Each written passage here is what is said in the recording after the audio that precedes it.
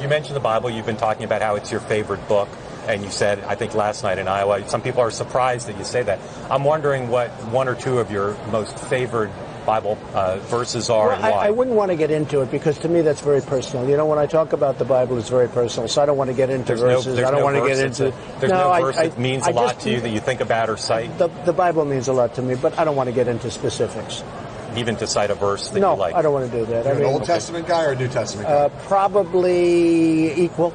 I think it's just an incredible... The whole Bible is an incredible... I joke very much so. They always hold up the Art of the Deal. I say my second favorite book of all time. But I just think the Bible is just something very special.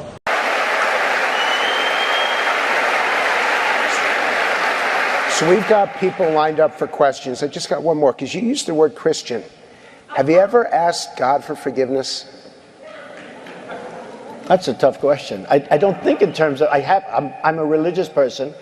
Shockingly, because people are so shocked when they find this out, I'm Protestant, I'm Presbyterian. And I go to church and I love God and I love my church. And Norman Vincent Peale, the great Norman Vincent Peale was my pastor. The Power of Positive Thinking. Everybody's heard of Norman. The Power of Positive Thinking. Everybody's heard of Norman Vincent Peale. He was so great. He would give a sermon you never wanted to leave. Sometimes we have sermons, and every once in a while we think about leaving a little early, right, even though we're Christian. Dr. Norman Vincent Peale, Frank, would give a sermon. I'm telling you, I still remember his sermons. It was unbelievable. And what he would do is he'd bring real-life situations, modern-day situations, into the sermon. And you could listen to him all day long. When you left the church, you were disappointed that it was over. He was the greatest guy. And then, you know, he passed away, but he was a great... He wrote The Power of Positive Thinking, which is a great book. But have you ever asked God for forgiveness? I'm not sure I have. I just go and try and do a better job from there. I don't think so. I think if I do something wrong, I think I just try and make it right. I don't bring God into that picture. I don't. Now, when I take, you know, when we go in church and when I drink my little wine, which is about the only wine I drink, and have my little cracker, I guess that's a form of asking for forgiveness. And I do that as often as possible because I feel cleansed, okay? But, you know, to me that's important. I do that. But in terms of officially, I could say absolutely, and everybody, I don't think in terms of that. I think in terms of let's go on and Norman Vincent Peale, the great Norman Vincent Peale was my pastor. The Power of Positive Thinking. And Norman Vincent Peale, the great Norman Vincent Peale was my pastor. The Power of Positive Thinking.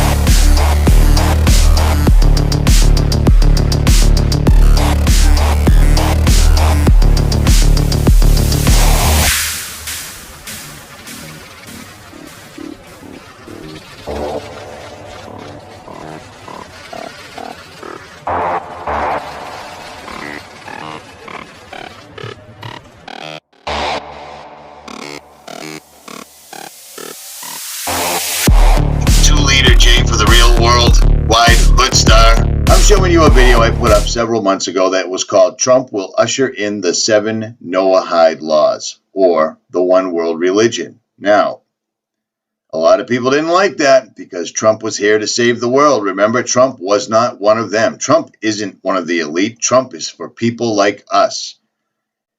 Well, I'd like to think that maybe, perhaps, somehow people have started to wrap their heads around this, that Trump is nothing more than what Obama was to Bush and what Bush was to the guy before him and to the guy before him and so on and so forth and blah, blah, blah. Because that's exactly what they do. But Trump is a little bit more dangerous than the other guys because things like this, ushering in the Noahide laws, are completely for Trump's son, his son-in-law, Kushner. What is he? He's a dual citizen, right? He's completely, totally down for This is what these guys do. They're pushing the Israeli agenda, and these are not the Israelites. These are Israelis. Sound the same? Completely different. This is a book right here, written by President Donald Trump, The Way to the Top, Trump. You can buy this ebook for $11.99 or $9.11 backwards, but don't let that get in your way, right?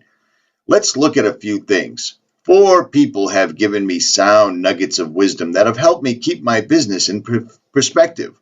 When I was 19, I complained to David Geffen about some other people and blah, blah, blah. David turned to me and said, "You don't need to be a racehorse, blah, blah, blah." But look at this. One day, when my Kabbalah teacher, Eitan Yardenie, asked how I was doing, I told him I needed a break. I was thoroughly exhausted, overwhelmed, and overworked. His Kabbalah teacher, that's Ben right out there. Where was that when he was vetted? Where was that when people were talking about it? Who was telling you about this crap? Lily. Exactly. Ivanka. Hey, Jared. Great. Good to see you. You are a vision. Thank you both for coming. Pleasure to be here. My father-in-law is not an anti-Semite.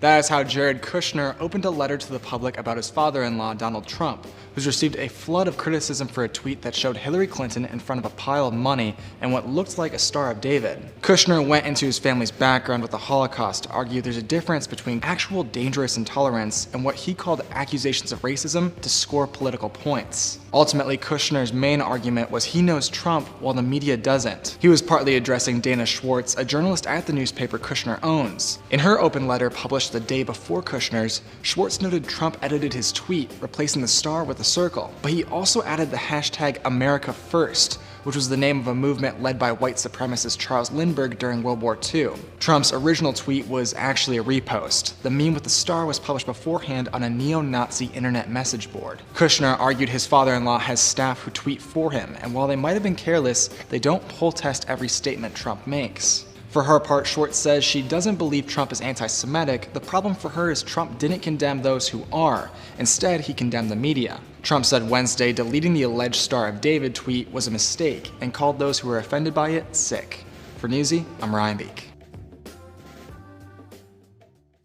Jared Kushner, his big pet project was that 666 Fifth Avenue, that big office tower. He's going to tear it down, build something new, and he had to do a deal basically that gave it away. Right, and so to give viewers a little background, I mean, this is an iconic building in New York. You know, in a city of iconic buildings, I mean, this is one that people walk along or walk past on Fifth Avenue. There's retail in the bottom, and then it's notably, you know, it's a nice skyscraper and a name that, or an address that is memorable, we should say. They had big plans for it. At one point, they were talking about demolishing it and doubling it in size. And as you say, this was Jared Kushner's really ambitious project. It did not go the way that they thought it would. They were partnered with Vornado, and now to the rescue, and this to me is what's really notable, to the rescue and probably to the profit of its investors is Brookfield.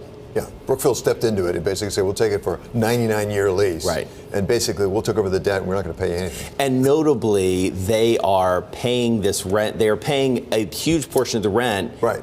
In advance. Right. So instead of paying it over 99 years. Because the Kushners could use the money because they have like $1.2 billion in debt coming due in the next few months that they were going to have to pay. What you said that it was who they partnered. What went wrong here? Is it a function of the industry? Is it a function of mismanagement? It's somewhat all of the above. I mean, they bought it at a very high price. Yeah. They went way too ambitious in terms of their plans with it, and then they just couldn't manage the finances of it. And it'll be interesting to see what Brookfield does with it. Well, that's right, because people who know this building say it's not that easy to renovate this building. For example, it has low ceilings, and you can't fix that very easily. So it will be interesting to see how Brookfield really redoes that building and makes it profitable. And just as a reminder, Brookfield is one of the probably least appreciated and most powerful investment firms in the entire world. You know, we talk a lot about Blackstone. Brookfield is right there as a real estate manager. Bruce Flatt, the CEO, is incredibly powerful, incredibly influential, and little known. President Trump's son-in-law has a 41-story size problem at 666 Fifth Avenue. Jared Kushner's company still holds half of the $1.2 billion mortgage and hasn't paid a cent, forcing the Kushners to look overseas for investors. Caleb Melby's recent story on the Bloomberg takes a deep dive into Kushner's struggles with the property. Caleb joins us now. Caleb, great stuff. Walk me through what's the new here. Right. So we had known that Kushner Kushner companies had looked for funds with Ambang in China. They had gone to Qatar.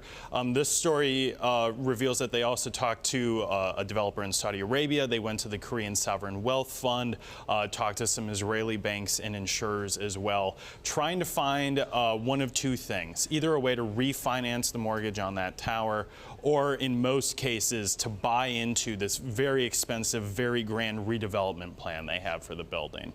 So what happened?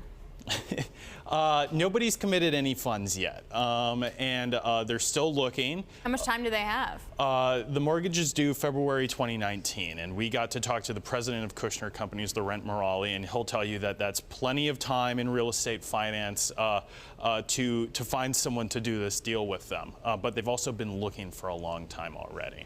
Any chance it's actually going to get done? Anything's possible, and they tell you they have a lot of contingency plans. Either they create that 81-story building with condos that go at $9,000 per square foot and a huge retail mall, or maybe they just update the offices and get people to move in that way. All right, Caleb, thanks very much. Bloomberg's Caleb Melby.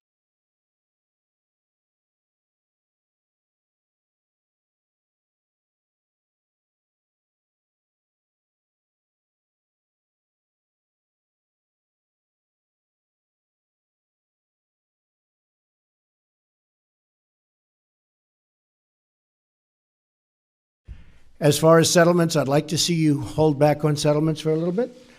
We'll work something out, but I would like to see a deal be made. I think a deal will be made. I would say that his stance is more clear than his predecessor. Went in with a pretty clear stated objective of what he wanted to do. He still wants Israel to refrain from building the settlements over there, and he wants to try and form a path to peace. And I think Trump is a deal maker, and I think that right now the setting in the region is ripe for making a deal. I also feel that he doesn't need to be as transparent as maybe some people want him to be. I think that when it comes to Israel, it's certainly okay to do things and say things and work on things behind the scenes. As long as we know that he is in our corner, in Israel's corner, then I'm okay with that. So I'm looking at two-state and one-state, and I like the one that both parties like. I'm very happy with the one that both parties like. I can live with either one. The president did announce that he was willing to look in other forms for a two-state solution that wouldn't necessarily be the formula that we've been focusing on the past 10 years or so. And I do see great optimism in that because it's proven that the formula has failed. And one of those options that they have discussed a lot is a regional approach to how Israel is working with a lot of different allies, such as Jordan, Egypt, and Saudi Arabia, that we can form a regional approach with the Arab states to bring Israeli-Palestinian peace. And that could be a different option that I think the president will be able to make a deal with these other states and form peace in the end. I'm a little afraid he's going to go a little too far and be a little bit too provocative. So I appreciate that he does support Israel, but I am concerned seem to be a lot of distractions at home and across the world in terms of his decisions and how they affect people. So I'd say the jury's out.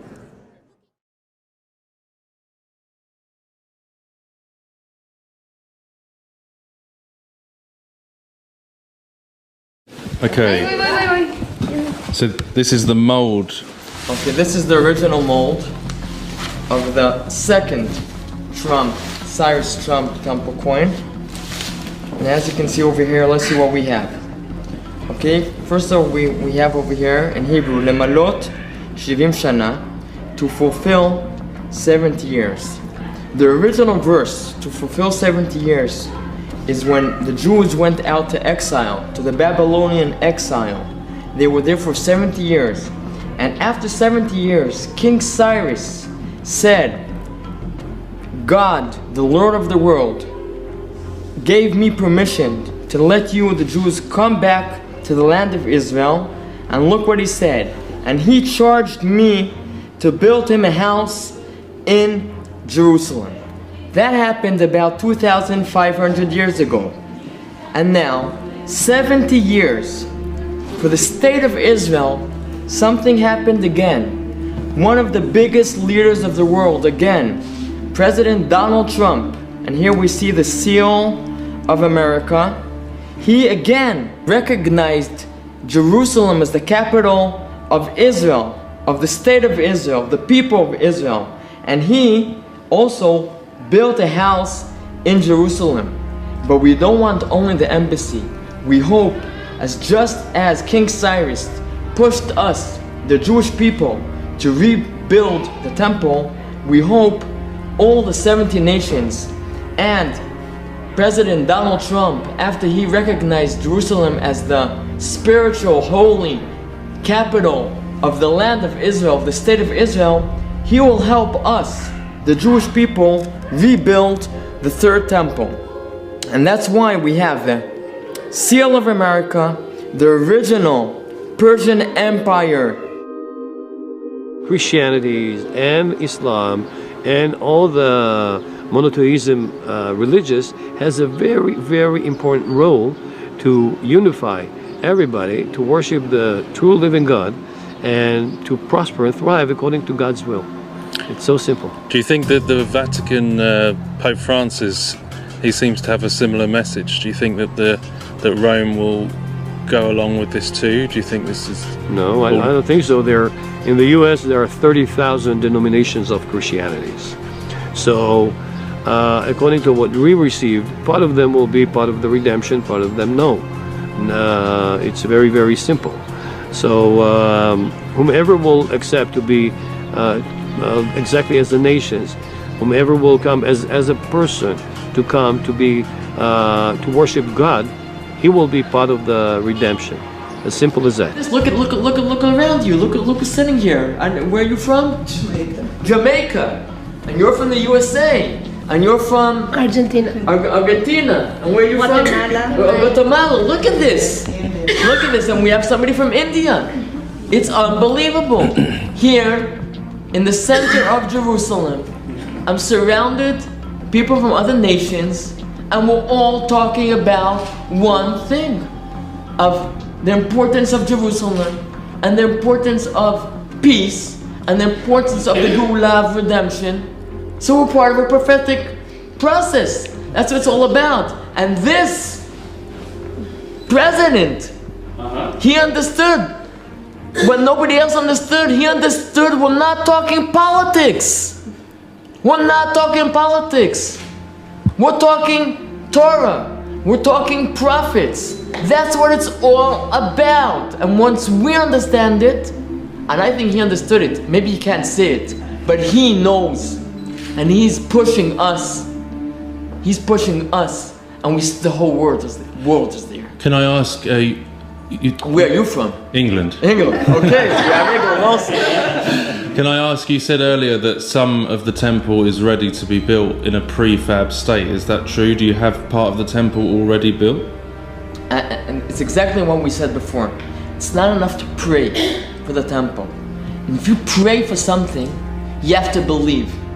And to show that you believe something, you have to do. So that's why we have a lot of vessels made. We have a big altar that was made. We have programs, and yes, also some of the pieces of the temple, like this blocks itself, can be just transferred exactly like the model we see over here, 15 times bigger than this, and the temple can be built.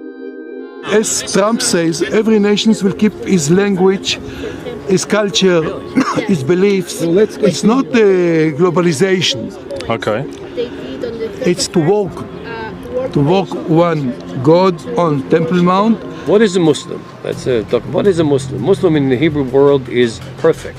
Whomever talks to God is perfect. According to the Quran, Ibrahim was Muslim. Moses was Muslim. He was perfect. And they got into a conclusion that the Messiah will be their Mahdi. Their Mahdi. So whenever I meet Muslims in many countries, I tell them, who was Muslim according to the Quran? Abraham, I'm from Ibrahim. Moses, Musa, I'm from Musa, I'm Levi. And the Mashiach, Messiah, will be the Mahdi. So actually our history is the same, our future is the same, so what is the problem now? And they ask us, really, what is the problem? I'm saying that the problem is only the radicals, they're the terrorists. But whenever everybody will support building the third temple, then everybody will prosper, because this is what the temple is for the whole world. So you think that there could be some union between all the religions as part of this? Absolutely. We already have unity, but everybody's afraid from the terrorists. But okay, so this is our job, to unify everybody to worship the only true living God in the third temple with all the nations that will worship God. Hashem will be a king, the one king, that will unite the whole world. So yes. So you see that Jacob and Esau reuniting in the last days, so Muslims and Jews and Christians in the last days, so Muslims and Jews and Christians would be part of this one world, including some Kabbalistic and Eastern influences, all into one kind of religion in this temple. Is that? I won't call it one kind of religion and one kind of understanding. Like a new way of thinking. It's understanding that there is one God in heaven. So it's kind of a new way, a higher consciousness, a higher way of thinking. Exactly. And at the end of times, everybody will understand that Hashem Echad U'Shmo Echad. Okay. God is one. Okay, so but this is a similar design to the third temple, and it's a very sort of kingly temple, isn't it? And I wanted to ask you this lamp. So you've got the lamp, that would be the lamp of Queen Helena, who is a Persian. I mistakenly thought it was Constantine's mother, Helena, but this is a Persian Queen Helena. She was very fond of the Jewish people, as she converted to Judaism herself, and the sages liked her very much. And when she wanted to donate something to the temple, so she made this candelabra made of gold. Okay. And when the sun used to rise from the east, would hit the gold candelabra, and it would spread the light, like symbolically, but not only symbolically, from the temple. So it reflects the sun. It reflects the sun. As it rises from the east, and this is what we're seeing in this picture over here, right? This is the sun reflection from the lamp of Queen Helena. That's right. And so we've got that kind of Persian thing again, and would it be right to say that there's some element of Kabbalah in this temple? Well, Kabbalah is actually the inner part of the Torah. We have what the Torah tells us, and it's written in the Torah, and the Kabbalah is actually what isn't written, but we have to want to understand maybe about Little Persia and these all ancient nations, Eastern nations. Religions. So it's maybe religions. So would you describe this as like a kind of a new world order, so to speak? This is not an order. This is not order. It's different. It's the new world without any, let's say, negative and forbidden feelings, like hatred, like revenge. Like it will be only loving, appreciation, honoring. So this will be a new world. But not all order, it will be a new world, holistic, the holistic way, the way God wants it. On here it says the Persian Empire. Do you think that this temple could somehow unite Islam, Muslim religion with Christianity and Judaism? Do you think that's... So if we're talking about the Persian Empire, we know now that in Iran, which is where Persia is now, there's some different empire, but we're talking about the original Persian Empire. And yes, even in Iran, we have Iranians who are not Jewish, who want this coin because they understand that, yes, this is the place that will unite the whole world. And yes, the Jewish people have the power to unite the whole world. It's not us, not just the Jewish people, but as long as we are talking the words of Hashem, that's what Hashem is. Hashem Echad U'Shmo Echad. Hashem is the one which can unite everybody. Messiah will be the judge. You believe the Mashiach Ben David is coming to Mashiach this Ben temple? David is very soon, and he is a Jew, and he is not Jesus. And if the Christians want to hold it, they can hold it. And Mashiach Ben David is not Jesus, and if the Christians want to hold it, they can hold it. And Mashiach Ben David would potentially be the Messiah that would rule over this unity, this one world unity. The first king we had that was a real king was King David, and we know that the king that will be eventually leading the world will also be from Yehuda, like you said, Mashiach Ben David, or eventually the leader of the world will be a king, not a political king, but a spiritual king that will help all of us understand together what we are supposed to be doing in this world. Yeah, I mean, Jesus is described as the Lion of the tribe of Judah and the Son of David. Do you think that maybe Jesus, Yeshua, could be the true Messiah, and we might have maybe a counterfeit that could show up? People will understand. It's like, I don't know, a small kid when you offer him chocolate, or an adult. If you offer him money, nobody's going to say no to money, which is something very not spiritual.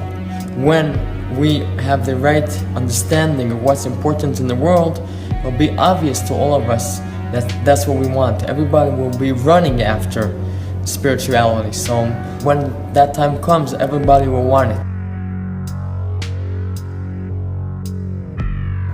Okay, so we believe that the Antichrist will actually be the head of this deception before the real Mashiach comes. That's where we differ on our thinking at the moment.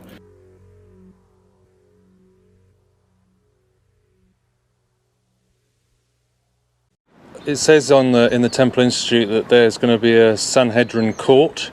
Yes. So they would make sort of judgments from the court in the temple. Is that? If there is a special place in the temple for the Sanhedrin, my temple will be the center of the prayer of the whole world. This is what Isaiah says. So we know this will be the future. So we are just marching it. I know it's like a mathematical formula. We're getting closer and closer. The last Sanhedrin war was 1600 years ago, and we had the right code how to reestablish it, because we knew that it has to be established. And all the rabbis agreed on one rabbi that he is like Moses, he can, and all the rabbis agreed on one rabbi that he is like Moses, he can ordained other people. He ordained 3, and the 3 of them ordained 71 at Tiberias, exactly the same place where the last Sanhedrin sat 600 years ago. So this is part of the process.